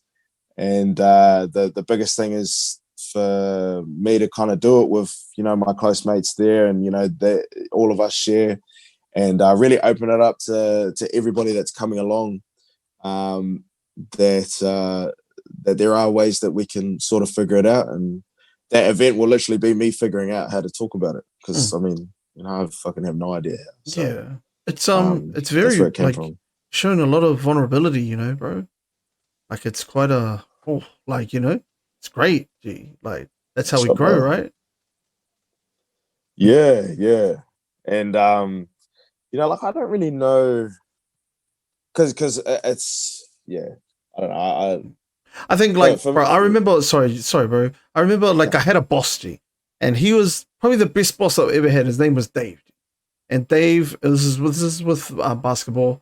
And Dave said to me, bro, he goes, when you're in your comfort zone, G, well, he didn't call me G, he called me Tim, but he was pretty up there. And he wore a suit every day. And he goes, when you're in your comfort zone, that's when you're in a shadow. And then he was like, but plants don't grow in shadows. You need to get out into the sun. You need to try things that are different. Because at the end of the day, if you want to just be in this little sheltered little shadow thing. And I think, bro, potentially, this could be like fucking, bro, you could be out on that UV light, G, kind of being like, fuck, I'll figure this out. I'll get it done, Yeah. I think I kind of but I have no idea how it's going to work. I have no idea. There's no plan. There's no plan with even how the event's going to work, let alone anything further. But I'm just kind of treating it as the same attitude that I treated, Sky City, that I treated everything I've done up to this point. Just I've just looked at myself and been like, am I ready for this? Nah, definitely not. Am I have I ever done this before? Nah, definitely not. But I'll just fucking set up an opportunity for me to do it and then just hop straight into it. I have no idea how it's gonna go. But it's something that I've always found tough. And so I may as well just jump in it in the exact same way that I would jump into something, probably a little bit more like, so, something else that, I would in a heartbeat if somebody said to go do something that I've never done before. I don't know, fucking skydiving. Never done it before, probably scares me. I would go hop right into it. So why can't I do the same for this? And that's kind of just how I'm treating it. Yeah. Yeah, bro. I mean, bro, it's great that you're looking to be part of the solution and not part of the problem, Yeah. Mark raised he asked a good question. Will be Joey being on stage will help you open up. But I honestly, I don't know. But what I want it to be is I want it to be me openly struggling with figuring out how to talk and showing other lads, people that come along, that it's normal to have no idea. It's normal to have these feelings about yourself and be, beating yourself up inside. And then when it comes to putting it out there, having no idea where to start. Yeah. Having no idea even how to put to words what you're feeling, having no idea where they come from. So that's like what the whole point of the event is me being open about exactly what I talked about at the start, being open about the journey. It's not me coming in as a realized man, knowing what's good for me mentally, knowing what works. It's me coming as I don't know what the fuck works for me. I don't know who I am. I don't know what I'm trying to do. But this is me standing up in front of you as real as it gets. And I've never done it to my closest mates, but I'm just going to hop straight into it and try to do it in front of all these strangers and hope that it helps somebody that's there. So Yeah. yeah, Bro, what a great idea. What a like a I mean it shows a lot of growth and it shows a lot of, like you're ready to kind of help people and it's awesome, bro, and help yourself as well. But yeah, I'm really looking forward to it. And I'm really, really honored that to be a part of it, bro, and I'm very thankful. I hope I can of course, add fella. some kind of fucking. Yeah, I hope I can add some kind of substance to it. But bro, fuck, it's choice, bro. Nah, nah, of course, brother. I wouldn't. Yeah. Well, you were one of the first people I thought of to have there, just because exactly what I said before. You always, you're never 0 or 100. With me, you always just bring it right back to the middle, and so it's not going to be just all doom and gloom and sadness. Like I want it to be, laughs and like hanging out and talking about things that I find very tough to talk about. Just real. Like that's what I want it to be, just real. And Yeah, like the real me struggles and loves talking shit at the exact same time. That's yeah, the real me, and so I want to that's be that. And then and hopefully it just adds something to anybody else that wants to come along, who's probably feels the same. yeah. I think, bro. Like, yeah, I can't wait, bro. So next Tuesday, Tuesday the 10th, 6:30. Yeah, Down at Sweatshop. I put the link for both the Twitter and the also the event finder in there. If you guys can, if you whoever's on the live stream at the moment, chuck it into your socials and let's get some people to cheers, brother. yeah, bro. Yeah, I mean, and I'll be appreciate it. pushing it on socials as well and trying Appreciate to it, because bro. I think it's really like a it's a it's needed. Like, and a lot of people that don't have a influence or don't have any type of people listening to you just kind of don't want to go there because it's a touchy subject. You know? Yeah. The event is it is ticketed fun. It's $20, and the whole reason it's ticketed is because I have been hit up about why it costs to go, which I totally understand. But yeah, the money's going to part of the proceedings are going to Movember, with the rest, paying all the boys. Is it door sales, bro? Yeah, there should be door sales. I doubt it'll sell out. Yeah, unless it sells out over the next week, but I don't think it Okay. will. Yeah, you'll be able Yeah. to rock up. And I'm pretty also, sure. like, yeah, afterwards you get to just, I mean, we're just hanging out, right? And talking to people in the crowd and just saying what's up. And Yeah, it's literally just a massive chill, just mm, hanging out and yeah, I think it's kind of the what I think is going to be sort of the genesis of this whole journey that I've kind of been going through my over these last few years is this year was a massive as jump for me in regards to like what I'm doing career wise, but ironically, as I was going through that progress in front of people's eyes behind closed doors, I felt like I was regressing, and so I this is it's a huge step for me to be open in any sense, let alone in front of real people. So no, I'm looking forward to yeah.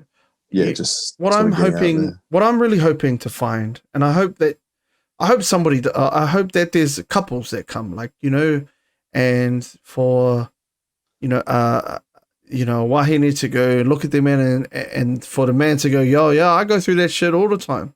That Yeah, would be really cool because sometimes we don't even talk to our own, partners around stuff. We just kind no, of push it aside. Like they don't understand how much, that goes through and vice versa as well. But yeah, I really hope we get some couples there to kind of, to show that that's what happens. You know what I'm saying? yeah, bro, and that's mean that you said that, bro, because I know for me, like I'm definitely not open with, my older sister. I'm so close with her. I love her. Um, I'll, love her to the end. Same with my younger brothers. And the big reason why I'm not open with my siblings who, I love so much and who I care for so much is because, and it'll be the same with with all the boys with partners, and it's this sense of we don't want to. A lot of people sort of associate it with pride, Mm. but I don't think that's the word that describes it. I think one of the words that describes it is shame, and it's shame in the sense that I don't want to be seen as a man that can't help the people that I care about. Mm. I don't want to, and that's one of the reasons why I don't open up. And this isn't me like trying to rationalize it. This is me like saying truly how it goes through in my head and why I don't open up. Is because if in my head it's like if I'm vulnerable in front of them and if they feel like they need to help me, then they may not ask me for help if they need my help. And I would much rather go through whatever I'm going through than let them think that I can't help them. Yeah. And the shame that comes through to me is that I'll never be able to shake is if there's any shame in regards to them feeling like I can't help them. Yeah. That's the shame. And just opening yourself up, not you, but like in general, like opening up and showing that this is why, this is really how what happens to me when I feel a little bit down or when I'm going through a little, a drought, like I do all the time. Like people see me and they think, oh yeah, man, he's always positive and happy, but there's times, man, when I'm just like, fuck, I feel like shit, eh? Like I don't want to do this. I just want to sit and I just want to lie in my bed and fucking do nothing and not talk to anybody, Yeah.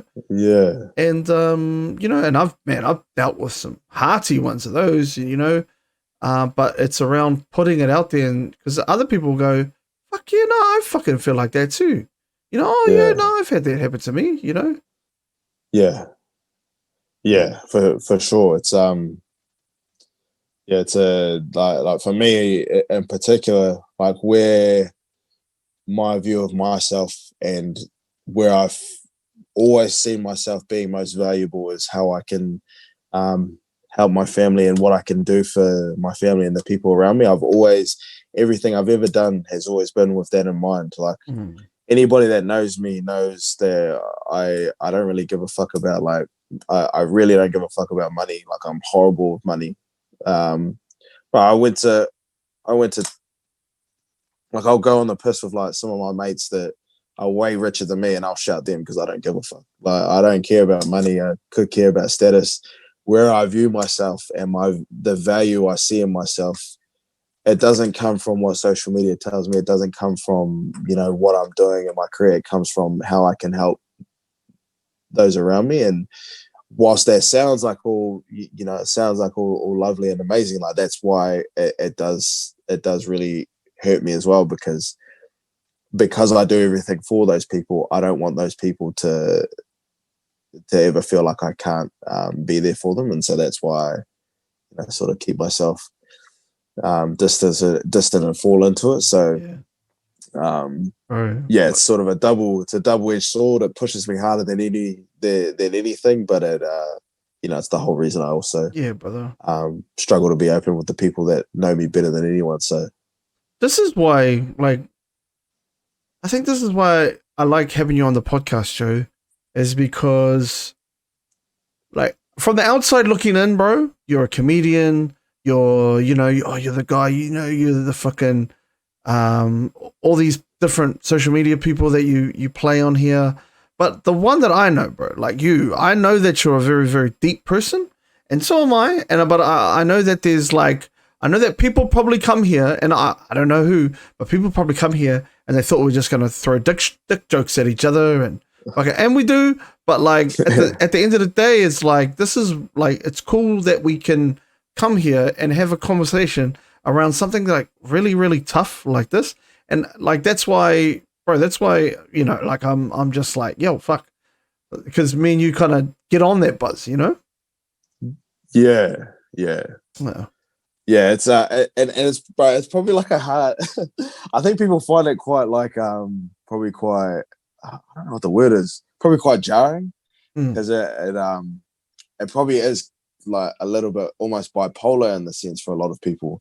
But for anybody that knows me and like know me, to me, like it Oh really no. is like that. Like I can go from like talking fucking out of my absolute like ass, like out of my asshole, Oh deep yeah. as but clean as, um, Depends on what day to it is. to, If it's wash day, might be clean. yeah, yeah, to exactly what we talk about. And that's just the like that's how I think, that's how my mind works, is that it really does bounce back and forth like that. So it's probably quite jarring for many people because they only know the jokester side, which is a real side. Like it's not me putting on an Oh, act, but the side that probably people don't see, and only really my close friends like yourself know, is the other side where um I like to talk about all the things that that I'm trying to figure out and shit like that. yeah. I think, bro, and like this is the side that like is awesome, Joe. Like, is like on the face on face for face value, they know you from from just being a funny cunt. But like, yeah, this is the Joe I reckon is like for me, bro. It fucking enriches. It grows me up here, G. Every time I talk to you, I'm like, yeah, fuck, I get that, and vice versa. And so, like, bro, I'm just all about that life. Like, people probably came here thinking, oh, yo, fuck, here we go. It's Tim who swears a lot, and there's Yeah, Joe who fucking swears a lot, and we're even just more. and we're Yeah, just gonna have a party. But nah, this is what it's actually like. This is what our actual conversations are like. Shit, hundred you know? percent. Yeah, this is what we talk about, and bro, I think that's why neither of us really put a whole lot of value in like trivial shit. I think like like cancel culture. Like we kind of just laugh at because I mean you go through real struggles every day. Like me, I go through real struggles to me every day. Trivial shit like that stuff that people put out on social media and stuff. Like I don't put any value in it. I literally like that's what's funny to me. Like people ask me what my favorite comedy is. It's shit like that. Mm. That people think they're actually doing something because yeah, the stuff that we actually care about and experience is real shit that you and I don't understand, Mm. and you and I like really actually struggle with, but also give a fuck about. Like Yeah, that's the stuff we care yeah, about. yeah. Let's get through some of these viewers' questions, bro. This is from Steph. What'd you do Dancing with the Stars, bro? I won't say which one, but I've been hit up to do quite a like well-known reality TV show. You have? Um, but I politely declined. But Bro, let's be real, it's The Bachelor, AG. who It was knows? Who Anchor. knows? Who Ah! knows? No, no, no. Fuck. But yeah, no. Yeah. I don't know. Reality TV probably isn't for like I don't know. Yeah, it isn't really for me. Because like as you said, like as I I've just said before, I'm quite like I can be quite like a jarring personality, I guess, to people, and probably the version of myself that would get out there is definitely probably not the version that I would want people to sort of think that I'm like. So I think that's probably why I'd steer clear of reality TV. But yeah. Next one. Has anyone asked you to officiate their wedding via Zoom again? I've been asked to officiate a couple of. I would do it 100%. I would do it. That was so that was my the Zoom wedding that I put the video up of. That was my cousin's wedding, and my uncle asked me that day if I could do it. But yeah, I 100% would do it. Yeah, absolutely. Any weddings, hit me up. Yeah. Holler at him. Right? He's cheap too. Just sort him out with a Absolutely, box I'm in the cheap. car Yeah, park. I'm cheap as, and I rock up anywhere and out. I'm gone, and then I'll officiate your wedding. What do you do? Sorry, what do you fall back on when those shows when you got no material? Share Joey from the bro called Bob. It's pretty honestly like crowd work's not as impressive as I think people probably think it is. It's just asking people about themselves, and then they sort of make it funny, not necessarily me, and then I'm just kind of commenting on it. Yeah. So I just fall back on it's very, very simple stuff. Just we'll ask them questions about themselves. We don't realize like how much comedy there is in just sort of our everyday lives. Like, so for me, the difference between British and American humor is quite like outrageous and bigger than life, whereas British humor is really focused around like the intricacies and like the simple things in life that a lot of us sort of experience every day, and kind of just comments on how silly those are. And so that's sort of where I fall, is I just sort of find something that everybody experiences, and then I kind of just comment on that, and then everybody will, it's everybody finds a way to relate to it, and that's kind of how I fall into it. So yeah, that's kind of what I fall on. Next one, bro. This is a bit of a long one, bro. I like to think, and I'm going to put it up later. I like to think I'm a big encourager for men to speak out about their mental health and emotions, but I also love to take the piss out of them. Blah blah blah blah blah. Where's the fucking question here, mate? The last question is, do you ever have conflicting feelings being such a big mental health advocate, but also being a professional shit talker? Wow. Yeah, I mean, that is, so I'm literally in the process right now of, I've been doing stand-up for the last 3.5 years, and I've thrown away all the material I've ever done, and I'm starting again. So as of right now, I've got zero material. If you ask me to go on stage right now and tell jokes and not use crowd work, I wouldn't fucking have anything to do. So my big thing was I would make fun of people, but I would always bring it back to myself and how I also do the same. And that's always my intention. But I also do drop the ball on that at times. But my intention is always just to look for the funny thing in people, which is often seen as roasting. Yeah. But then I also try and make it clear that the reason I know or understand exactly the intricacies of what I'm making fun of in them is because I also do it or experience it myself. So bro, that's kind of how I try and... I'm going to ask, bro, this is a personal one for me, G. Okay. When I was coming up, bro, when I was in high school, bro, I was not a good roaster. G. Like, I was good at roast. Like, I could joke, and my mates would always roast me, and I would sit back, and then, like, the next, like, 10 minutes later, I'd be like, fuck you piece of shit. Like, and I'll be like, man, fuck your big head, you bro, Bro, was that you, bro, or were you the dude that was doing the roasting? Nah, so for me, bro, I was severely bullied when I was growing up. So was I, G. I was hugely bullied, but what would happen was I was also real quiet, and so I would watch like how people talked. I'd watch like how they would talk to their parents if their parents ever came and stuff, and I would just build up all these like understandings of the person that that's roasting me, but I would never use it, but I would say it to myself, and that was enough for me. Yeah. And so like how I roast people now, and it's how I come back at hecklers, it's how I come back at people that try to come for me on social media, is I dive into an insecurity that I can tell that they have, or that I can tell what they're saying is where I can tell where what they're saying is coming from, because I experienced it in myself. And then I watched other people also experience it. And so that's exactly like what I look to roast on. So if somebody was to come to me and be like, Joe, you're not funny, a lot of people with a roast, they try and come back with how they look, or maybe something like surface level, whereas I'll go and roast them on why they've just told me that I'm not funny.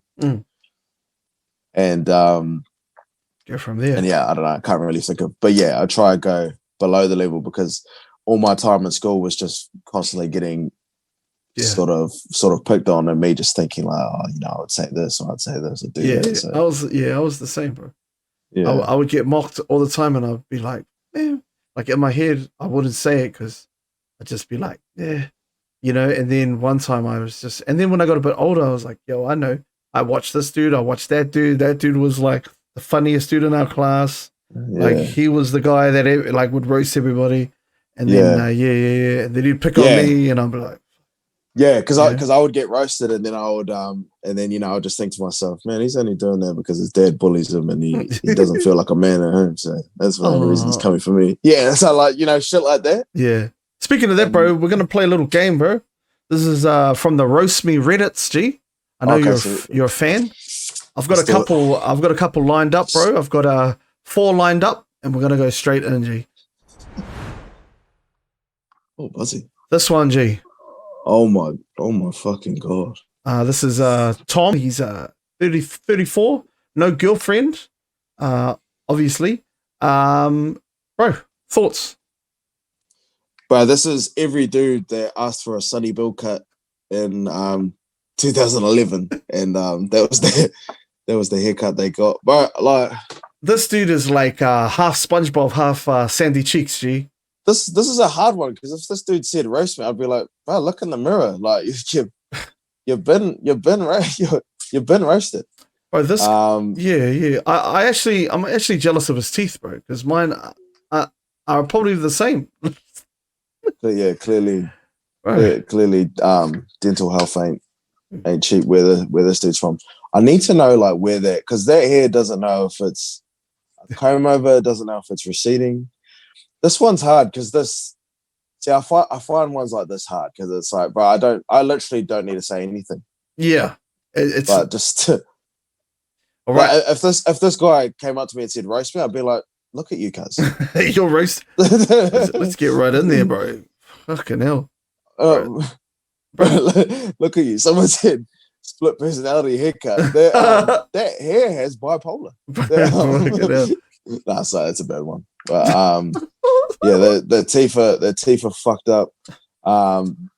He'd need to use the Golden Gate. He'd need to use Auckland Harbour Bridge as braces. Yeah. And even then that. But I don't even think Bowden Barrett could get a kick between those teeth, G.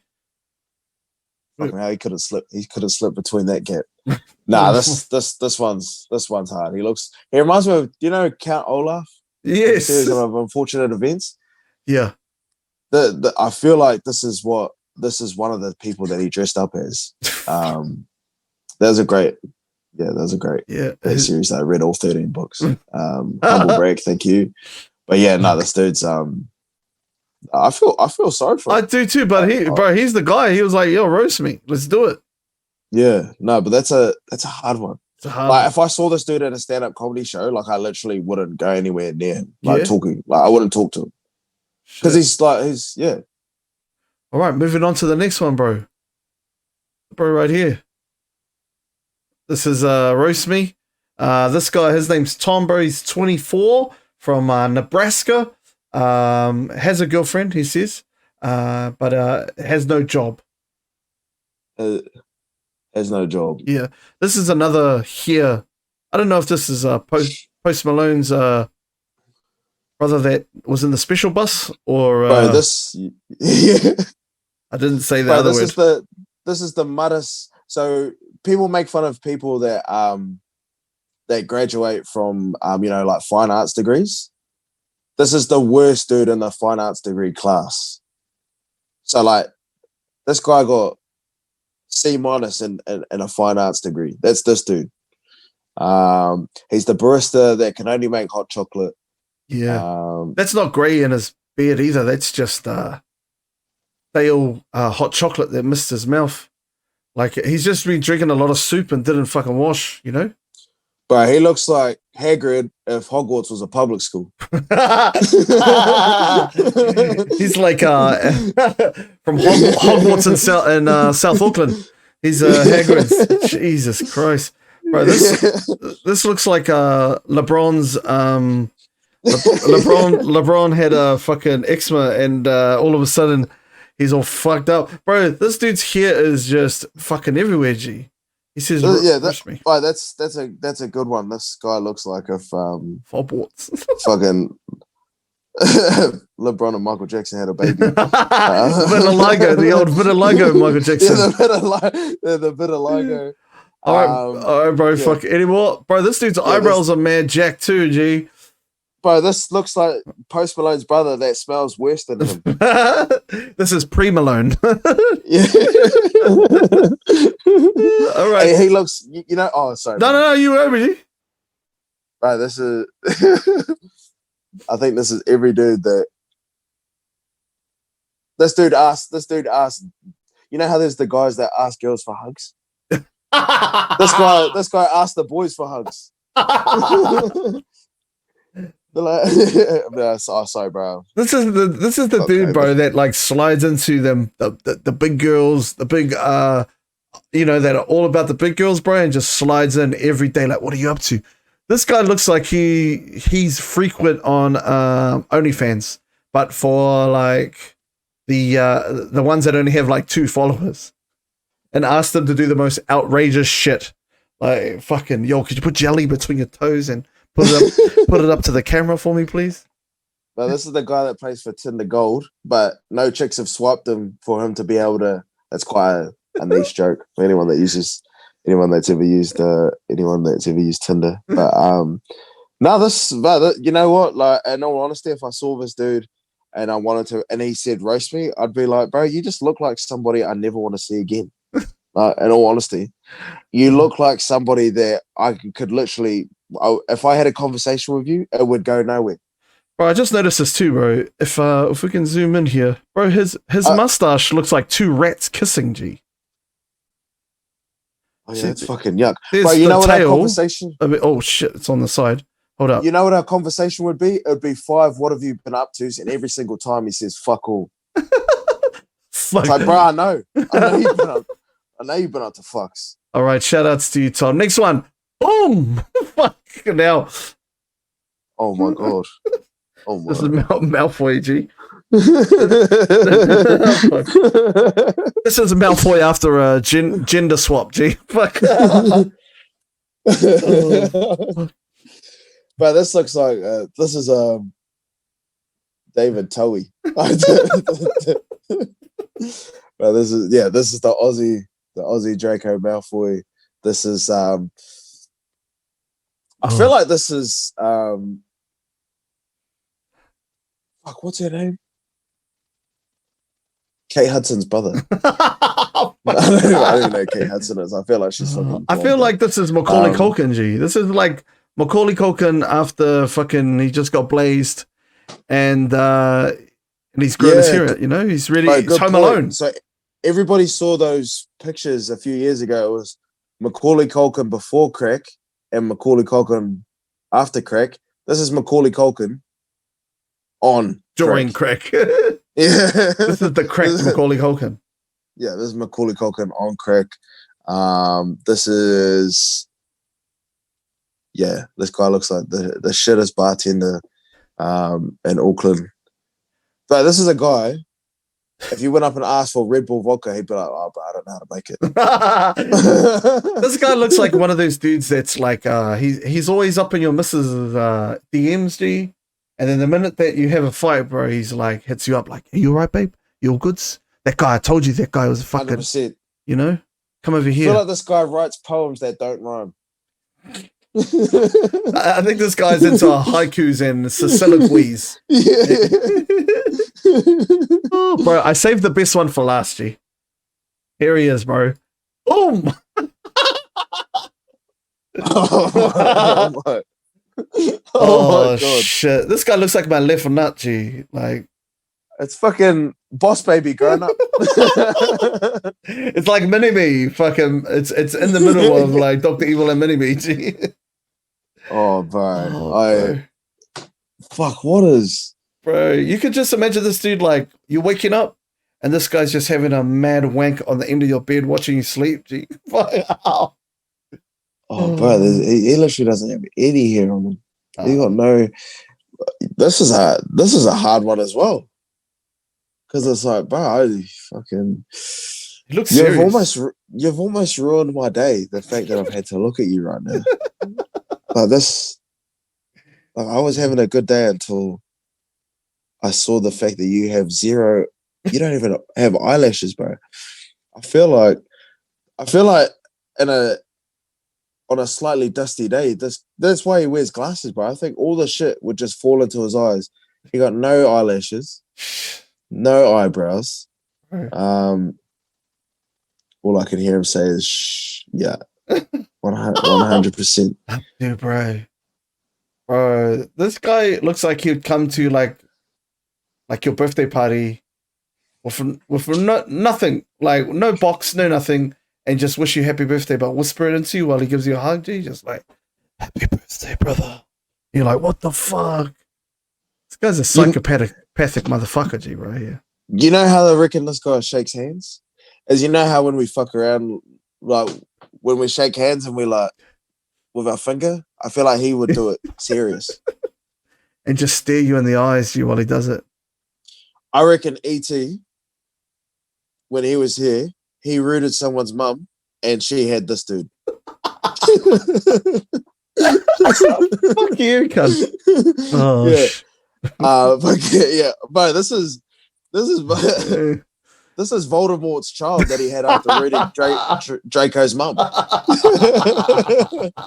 This is the kid Voldemort, bro, because you're not telling me Voldemort didn't root for Days. While him and Bellatrix Lestrange rooted for Days, and she had this fucking kid. And you know what's even funnier? What, bro? Is Voldemort rooted someone's mum and had this dude, and this dude's a muggle. That's how ugly the motherfucker is. He fucking got no powers. He doesn't even have power at his house. Hold up, bro. Wrong fucking one. Oh shit, G. Fuck. See, it's nice to end on a funny note, my brother. Shit. Hey, people don't know that about me. I'm actually shit as it, like roasting, like off the top like that. Bro, that was I good. I need to talk to you about stuff. Yeah. And then I'll have something. And then you get in. Brother, hey, I just want to say, brother, I appreciate you. I appreciate your time, brother. Anytime I get to cut it up with you is always a good time, bro. And I'm always growing as a person, you know? Yeah, I love you, brother. Appreciate you so much. Yeah, you hitting me up, you know, after not hearing from me for a while and just hitting me up and always asking me if I'm all good, asking me if I'm sweet. I've always appreciated our friendship, bro, but you know, that just added even more to it for me. So yeah. I'll forever love you, brother. Forever appreciate you as one of my closest mates. And it's always an honor to be here, bro. Cheer, my bro. Well, hang around, brother, and we'll talk after the potty, and I'll just go and rate us off, and then I'll be right back, G. But yeah, don't be fooled, anyone listening. Just because I have dark times, and just because, you know, I have times where I'm sad, I'm still scucks as fuck, still handsome, still pretty. Chicks still love me, still on my dick, and I've still got a nice, deep, clean asshole. Thank you. Thank you, and I can attest to that. It is very clean. Trust me, I know. I've seen it live. All right, bro. Thank you so much. I appreciate you, brother. All right, everybody. That's